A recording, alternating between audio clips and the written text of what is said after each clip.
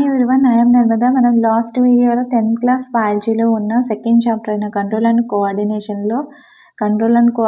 యొక్క ఇంట్రడక్షన్ తెలుసుకున్నాం. అలాగే స్ట్రక్చర్ ఆఫ్ నర్వస్ సిస్టమ్ తెలుసుకున్నాం. Reflex actions and reflex arc గురించి తెలుసుకున్నాం. ఈ వీడియోలో మనం నర్వస్ సిస్టమ్ గురించి తెలుసుకుందాం.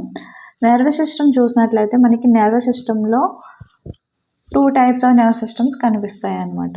The nervous system is divided into central nervous system and peripheral nervous system.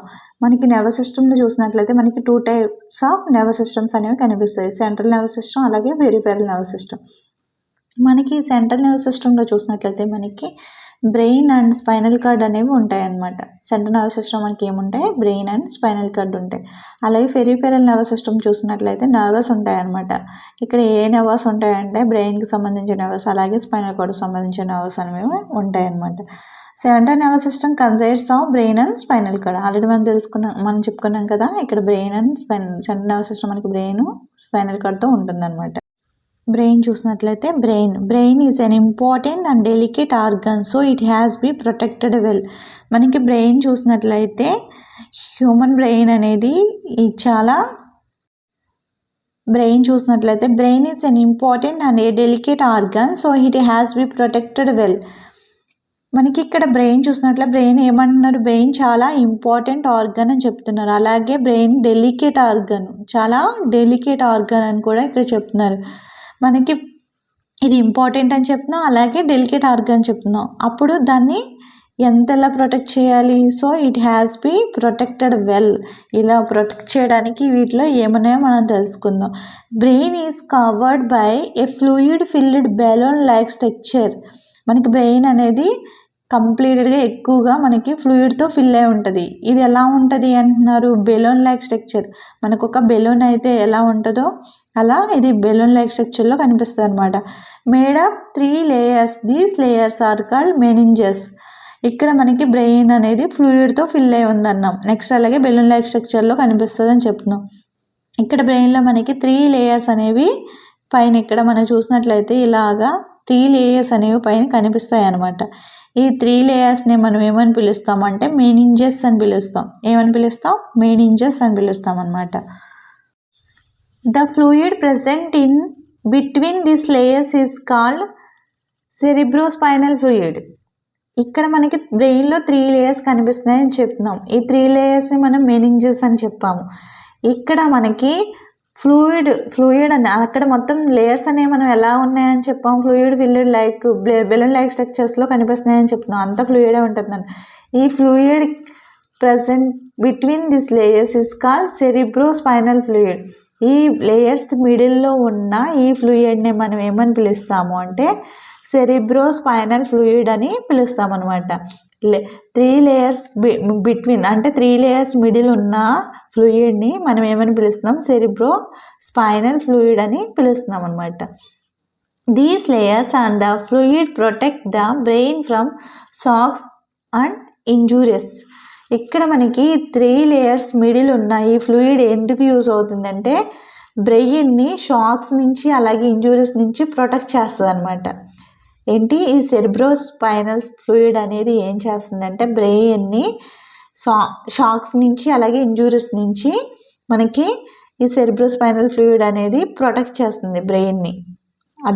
Brain along with the meninges is protected by an outer bony case called as cranium. అక్కడ మనకి ఇక్కడ మెనింజెస్ చెప్పాం కదా 3 layers. ఈ 3 layers అన్నీ కలిసి కూడా outer అంటే బయట వైపుకి మనకి అది ఇక్కడ బోనీ కేస్ కాల్డ్ క్రానియం అంటున్నాం. అది అక్కడ మనకు ఒక బోన్ లాగా ఫామ్ అవుతుంది అనమాట. దాన్నే మనం క్రానియం అని చెప్తున్నాం. ఈ బోన్నే మనం ఏమని చెప్పొచ్చు అంటే స్కల్ బోన్ అని చెప్పొచ్చు అనమాట. ఈ మెనింజెస్ లేయర్స్ అంటే బ్రెయిన్ మనం డెలికేట్ ఆర్గాన్ అని చెప్తున్నాం కదా, బ్రెయిన్ డెలికేట్ ఆర్గాన్ కాబట్టి దాన్ని ప్రొటెక్ట్ చేయడానికి ఇక్కడ మనకి ఈ మెనింజెస్ లేయర్స్ అన్నీ కలిసి ఔటర్లో మనకి ఒక క్రేనియంని ఫామ్ చేస్తున్నాయి అనమాట. దాన్నే మనం స్కల్ బోన్ అని కూడా చెప్పొచ్చు అనమాట. Brain is the main coordinating centre of the body. మనకి హ్యూమన్ బాడీలో బ్రెయిన్ అనేది coordinating centre of the body. Brain అనేది మెయిన్ కోఆర్డినేటింగ్ సెంటర్ అని చెప్తున్నారు అనమాట బాడీకి. Okay, it receives the information from all parts of the body and integrates it. ఈ brain ఏం చేస్తుంది? రిసీవ్ ద ఇన్ఫర్మేషన్ అంటే ఆల్ పార్ట్స్, మన బాడీలో ఉన్న ఆల్ పార్ట్స్ నుంచి ఇన్ఫర్మేషన్ని రిసీవ్ చేసుకొని ఇంటిగ్రేట్ చేయడము బ్రెయిన్ యొక్క వర్క్ అన్నమాట. ఓకే, మనకి ఇక్కడ మనం సింపుల్గా చూసుకున్నట్లయితే మనకి బ్రెయిన్ అనేది ఇంపార్టెంట్ ఆర్గన్ అని చెప్తున్నాం. అలాగే బ్రెయిన్ అనేది డెలికేట్ ఆర్గన్ అని కూడా చెప్తున్నాం. దీన్ని ప్రొటెక్ట్ చేస్తూ మనకి 3 లేయర్స్ ఉన్నాయని చెప్పాము. ఏంటి ఆ లేయర్స్? మెనింజస్ లేయర్స్ అని చెప్తున్నాం. ఈ మెనింజల్ లేయర్స్ మిడిల్లో మనకి ఒక ఫ్లూయిడ్ ఉంటుంది అని చెప్తున్నాం. ఈ ఫ్లూయిడ్ని మనం ఏమని పిలుస్తున్నాము? సెరిబ్రోస్పైనల్ ఫ్లూయిడ్ అని పిలుస్తున్నాము. ఈ 3 లేయర్స్ కలిసి మనకి అవుటర్లో మనకి క్రానియోని ఫామ్ చేస్తున్నాయి. అది ఒక బోనీ స్ట్రక్చర్ అనమాట. దాన్నే మనం స్కల్ బోన్ అని కూడా పిలవచ్చు. ఇంకా మనకి బ్రెయిన్ అనేది ఒక కోఆర్డినేటింగ్ సెంటర్ అని చెప్పచ్చు. నెక్స్ట్ చూసినట్లయితే ఈ బ్రెయిన్ ఏం చేస్తుంది? ఇన్ఫర్మేషన్ రిసీవ్ చేసుకుని, అంటే బాడీలో ఉన్న అన్ని పార్ట్స్ నుంచి ఇన్ఫర్మేషన్ రిసీవ్ చేసుకుని ఇంటిగ్రేట్ చేయడం దీని యొక్క వర్క్ అన్నమాట. The main functions of the human brain.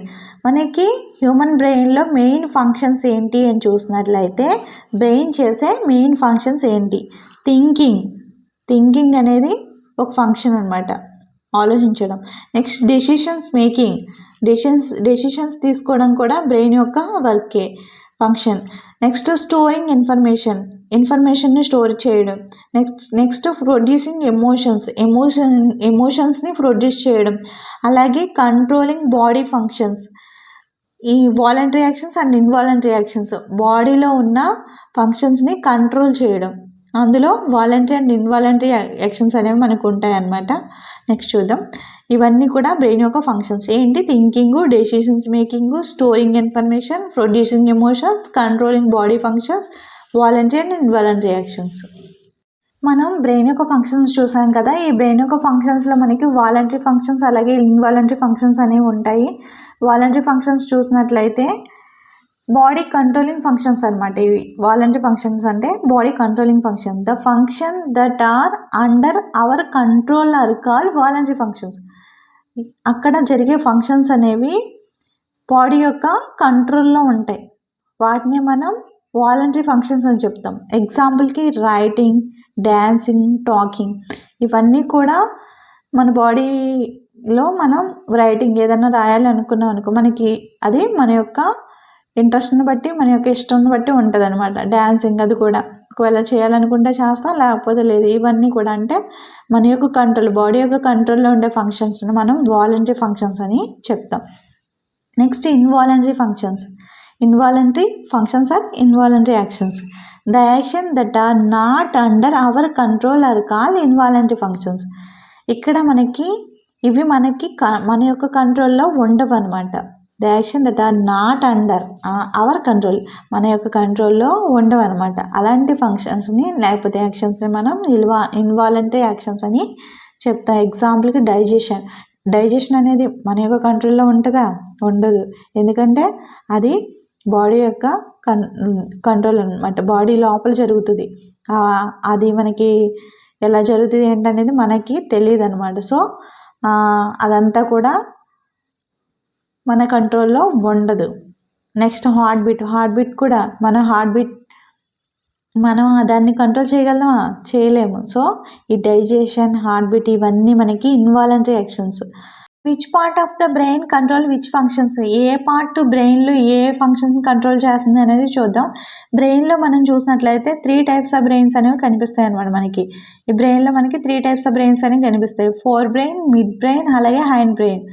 ఈ ఫోర్ బ్రెయిన్ మనం చూసినట్లయితే ఫోర్ బ్రెయిన్లో మనకి డిఫరెంట్ సెంటర్స్ అనేవి కనిపిస్తాయి. హియరింగ్, స్మెల్, సైట్, ఫీల్ ఇలాంటివన్నీ కూడా మనకి ఫోర్ బ్రెయిన్లో కనిపిస్తాయి అన్నమాట.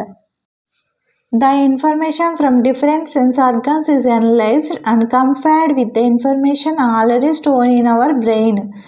ఇక్కడ మనకి ఫోర్ బ్రెయిన్లో డిఫరెంట్ సెంటర్స్ ఉన్నాయి అని చెప్పాము. అప్పుడు అందులో ఉన్న the information from different sense organs, ఇక్కడ మనకి సెన్స్ ఆర్గన్స్ ఉన్నాయి. ఈ సెన్స్ ఆర్గన్స్ ఏం చేస్తాయంటే ఆ ఇన్ఫర్మేషన్ని అనలైజ్ చేస్తాయి అన్నమాట.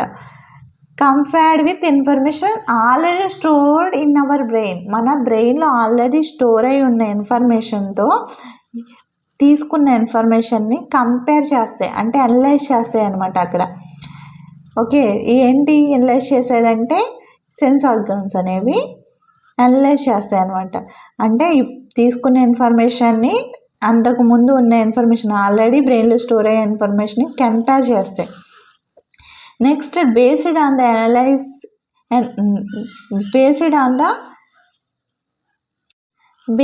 The analysis the forebrain takes a decisions and sends it to the area of the brain. ఎప్పుడు అక్కడ అనాలిసిస్ చేసి, అంటే ఆల్రెడీ చెప్పాం కదా, ఇన్ఫర్మేషన్ని ఆల్రెడీ స్టోర్ అయిన ఇన్ఫర్మేషన్తో కంపేర్ చేస్తాయి అనమాట. కంపేర్ చేసి అనాలిసిస్ చేసి the four brain takes A decisions. అప్పుడు దాన్ని బట్టి ఫోర్ బ్రెయిన్ ఏం చేస్తుందంటే డెసిషన్స్ అనేది తీసుకుంటుంది అనమాట.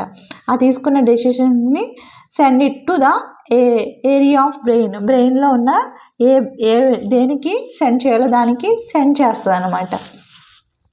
Which control the movements of our voluntary muscles. ఇక్కడ మనకి వాలంటరీ మజిల్స్ అనేవి ఏం కంట్రోల్ చేస్తాయి? ఫర్ ఎగ్జాంపుల్కి ప్లేయింగ్ ఫుట్బాల్. ఎవరైనా నార్మల్గా మనం ఫుట్బాల్ ఆడుతున్నాం అనుకోండి, ఫుట్బాల్ ఆడేటప్పుడు బాల్ అనేది వస్తుంది. బాల్ అనేది ఫస్ట్ మనం ఎక్కడుంది ఏంటనేది చూడడానికి, అంటే మనకి అక్కడ చూడడానికి ఇక్కడ సెన్స్ ఆర్గన్స్లో ఉన్న సెన్స్ ఆర్గన్స్ అనేవి ఇన్ఫర్మేషన్ తీసుకొని ఆ ఇన్ఫర్మేషన్ని అనాలిసిస్ చేసి దాన్ని బట్టి అది నెక్స్ట్ ఎక్కడుంది ఏంటి అనేది చూసి దాన్ని బట్టి ఎక్కడ ఏ రెస్పాన్స్ జరగాలి అక్కడ మనకి. ఫర్ ఎగ్జాంపుల్ ఫుట్బాల్ కాబట్టి అక్కడ మనం ఎలా కొట్టాలి ఏంటి అనేది చూసి దాన్ని బట్టి అక్కడ మూమెంట్స్ అనేవి ఉంటాయి, మజిల్ మూమెంట్స్ అనేవి జరుగుతాయి అన్నమాట. ఇలా రెస్పాండ్ అవ్వడం అనేది ఫోర్ బ్రెయిన్ యొక్క కంట్రోల్లో ఉంటుంది. The sensation of hunger and feeling full is also controlled by separate area of four brain. ఇక్కడ మనకి ద సెన్సేషన్ ఆఫ్ హంగర్ అంటే ఆకలి, బాగా ఆకలి వేయడం, ఆకలి వేసిన ఫీలింగ్ అనేది మనకి తెలుస్తుంది. ఆ ఫీలింగ్ని ఇక్కడ ఎవరు కంట్రోల్ చేస్తున్నారంటే ఏ సపరేట్ ఏరియా ఫోర్ బ్రెయిన్లో ఉన్న ఒక సపరేట్ ఏరియా అనేది ఇక్కడ మనకి హంగర్ ఫీలింగ్ని కంట్రోల్ చేస్తుంది అనమాట. నెక్స్ట్ చూసినట్లయితే ఇదంతా ఫోర్ బ్రెయిన్ కోసం. ఓకే, నెక్స్ట్ మిడ్ బ్రెయిన్ చూసినట్లయితే it control the auditory and visual reflexes. ఇక్కడ మనకి ఆడిటరీ అంటే వినేయి, నెక్స్ట్ అలాగే విజువల్ రిఫ్లెక్సెస్, విజువల్ అంటే చూసేవి, ఇవన్నీ కూడా మిడ్ బ్రెయిన్. ఇక్కడ మనకి it also control the movements of the eyes and eyelids. For example ఇక్కడ మనకి కంట్రోల్ ద మూమెంట్స్ ఏమి ఇచ్చాడు? Eyes and eyelids. ఆ ఐలో ఉండే మనకి ఐలిడ్స్ అనేవి, అంటే ఐస్ యొక్క లిడ్స్ అనేవి మనం క్లోజ్ చేయడం ఓపెన్ చేయడం, ఈ మూమెంట్స్ అన్నీ కూడా మనకి మిడ్ బ్రెయిన్ యొక్క కంట్రోల్లో ఉంటాయన్నమాట. నెక్స్ట్ హ్యాండ్ బ్రెయిన్లో చూసినట్లయితే హ్యాండ్ బ్రెయిన్ 3 parts. హ్యాండ్ బ్రెయిన్లో మనకి మళ్ళీ 3 parts అనేవి కనిపిస్తాయి. ఏంటవి? Pons, cerebellum, medulla oblongata. ఈ కంట్రోల్ ద ఇన్వాలంటరీ ఫంక్షన్స్. ఇవి ఏం చేస్తాయంటే ఇన్వాలంటరీ ఫంక్షన్స్ని కంట్రోల్ చేస్తాయి అనమాట. మనం ఆల్రెడీ చెప్పుకున్నాం వాలంటరీ యాక్షన్స్ గురించి, ఇన్వాలంటరీ యాక్షన్స్ గురించి. ఇన్వాలంటరీ యాక్షన్స్ అంటే ఏంటి? మన కంట్రోల్లో లేని వాటిని మనం involuntary functions are involuntary actions అని చెప్పుకున్నాం. ఇక్కడ ఫస్ట్ వన్ చూసినట్లయితే పాన్స్లో చూసినట్లయితే హిన్ బ్రెయిన్లో ఉన్న ఫస్ట్ పార్ట్ ఏంటి? మనకి పాన్స్. మనకి హిన్ బ్రెయిన్లో 3 parts ఉన్నాయి. పాన్స్, మెడుల్లా ఆబ్లిగేటా, అలాగే సెరిబెల్లం. పాన్స్ చూసినట్లయితే control sleep and Wake cycle and breathing. ఈ పాన్స్ ఏం చేస్తుందంటే హైండ్ బ్రెయిన్లో ఉన్న ఫస్ట్ పార్ట్ అయిన పాన్స్ ఏం చేస్తుందంటే స్లీప్ అండ్ వేక్ సైకిల్, మనం నిద్రపోవడం అలాగే మేల్కోవడం, ఇవన్నీ కూడా మనకి వేక్ సైకిల్, నెక్స్ట్ స్లీప్, ఇవన్నీ కూడా మనకి నెక్స్ట్ అలాగే బ్రీతింగ్ అనమాట. మన యొక్క బ్రీతింగ్ అనేది కూడా ఈ ఫాన్స్ యొక్క కంట్రోల్లో ఉంటాయి అన్నమాట. Control of sleep and Wake cycle, మన నిద్రపోవడం అలాగే మేల్కొనడం అలాగే బ్రీతింగ్, ఇవన్నీ మనకి ఫాన్స్ యొక్క కంట్రోల్లో ఉంటాయి అన్నమాట. నెక్స్ట్ మెడుల్లా ఆబ్లిగేటా చూసినట్లయితే కంట్రోల్ హార్ట్ రేట్ని కంట్రోల్ చేయడం, breathing and blood pressure. Breathing అలాగే బ్లడ్ ప్రెషర్ అనేది కంట్రోల్లో ఉండాలి. అండ్ మోర్ ఇన్వాలంటరీ ఫంక్షన్స్, ఇంకా ఇన్వాలంటరీ ఫంక్షన్స్ మొత్తం కూడా మనకి మెడుల్లా యొక్క కంట్రోల్లో ఉంటాయన్నమాట. Next, it is responsible for precision of voluntary actions and maintaining posture and balance of the body. ఇవి ఏం చేస్తాయంటే రెస్పాన్సిబుల్ ఫర్ వాలంటరీ యాక్షన్స్ అంటే మనం చెప్పాం కదా ఆల్రెడీ, ఎగ్జాంపుల్కి వాకింగ్, డ్యాన్సింగ్ ఇవన్నీ చెప్పుకున్నాం కదా. ఇవన్నీ అంటే మన బాడీ యొక్క కంట్రోల్లో ఉండే ఫంక్షన్స్ని మనం వాలంటరీ ఫంక్షన్స్. ఇవన్నిటికి రెస్పాన్సిబుల్ ఏంటంటే మనకి ఇక్కడ సెరిబెల్లం ఉందని చెప్పొచ్చు అనమాట. ఇక్కడ మనకి ఇంకా fast and balance of the body అన్నాడు కదా, మెయింటైనింగ్. ఇక్కడ మనకి చూసినట్లే example riding a bicycle, drawing and art. పర్టికులర్గా అంటే వాలంటరీ యాక్షన్స్ మనకి రైడింగ్ బైసికల్, మన బైసికల్ని రైడ్ చేసినప్పుడు పర్టికులర్గా ఈ వేలో వెళ్ళాలి, ఆ వేలో వెళ్ళాలి అనేది పర్టికులర్గా చూసి చేస్తాం కదా. అలాగే డ్రాయింగ్ అండ్ ఆర్ట్ చేసేటప్పుడు కాన్సన్ట్రేషన్ మొత్తం అక్కడ పెట్టి డ్రాయింగ్ చేయడం అనేది జరుగుతుంది. ఇలాంటి మూమెంట్స్ని అంతా కేర్ఫుల్గా చేసే మూమెంట్స్ అన్నిటిని కూడా సెరిబెల్లం యొక్క రెస్పాన్సిబిలిటీ అని మనం చెప్పచ్చు అనమాట. ఓకే, నెక్స్ట్ వీడియోలో మనం కోఆర్డినేషన్ ఇన్ ప్లాన్స్ గురించి తెలుసుకుందాం. Okay, thank you. వీడియో కనుక నచ్చితే లైక్ చేయండి.